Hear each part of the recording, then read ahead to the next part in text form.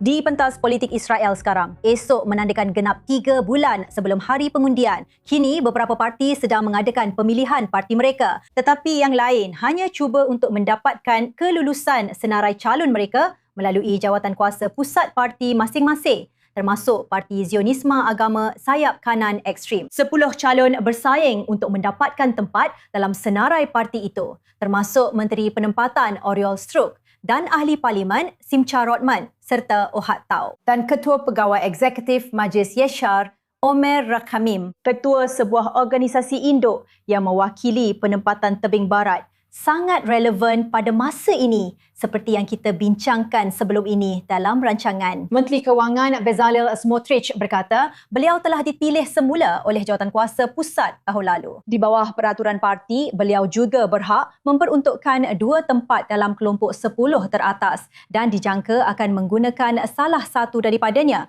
untuk Zvika Mor, bapa kepada bekas tebusan Eitan Mor. Zvika menjadi tajuk utama semasa perang kerana pendiriannya yang kontroversi berulang kali menentang perjanjian pembebasan tebusan. Begitu banyak perkara sedang berlaku membantu kami memahami semuanya. Penganalisis politik Jill Hoffman. Jadi Bezalel Smotrich dan partinya sememangnya menjadi tajuk utama situasi yang sedang berkembang. Tetapi saya ingin mulakan dengan Likud sepatutnya mengadakan pemilihan parti pada 17 Ogos.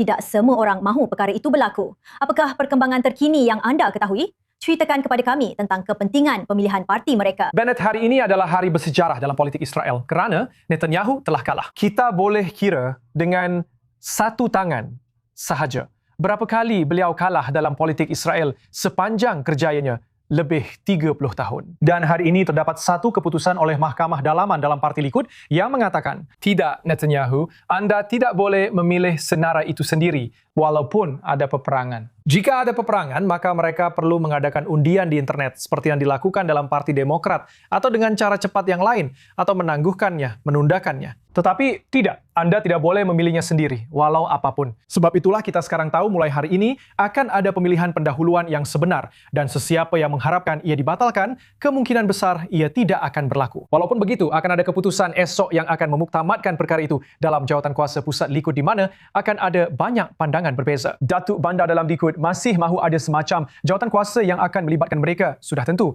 yang akan menentukan senarai itu. Tetapi dijangka mereka akan mengadakan pemilihan pendahuluan yang sebenar di mana Netanyahu boleh memilih 8 calon yang masih banyak tetapi bukan semuanya. Ya, sememangnya ramai calon sebenarnya. 8 orang. Sangat menarik memang. Tetapi Zahir Livni kekal sebagai ketua Parti Zionisme Agama. Kita sudah tahu perkara ini. Tetapi ada beberapa persaingan sedang berlangsung untuk 10 tempat itu. Apa yang anda pelajari? Ini adalah situasi yang sedang berkembang sekarang. Beritahu kami apa yang perlu diperhatikan. Jadi apa yang sedang berlaku di belakang tabir sekarang ialah mereka telah mengadakan pengundian secara bersemuka dan secara jarak jauh. Mereka ada gabungan kedua-duanya di situ. Dan ini bukanlah pemilihan pendahuluan. Tidak seperti yang diadakan oleh Demokrat dan apa yang akan diadakan oleh Likud yang melibatkan ribuan ahli. Ini adalah di dalam jawatankuasa pusat mereka yang mempunyai 173 ahli. Hanya 20 daripada mereka adalah wanita. Dan mereka sedang memilih senarai mereka. Dan salah satu perkara yang perlu diperhatikan ialah, adakah mereka akan mempunyai seorang ahli Knesset Sephardi? Adakah mereka semua hanya akan menjadi peneroka kulit putih?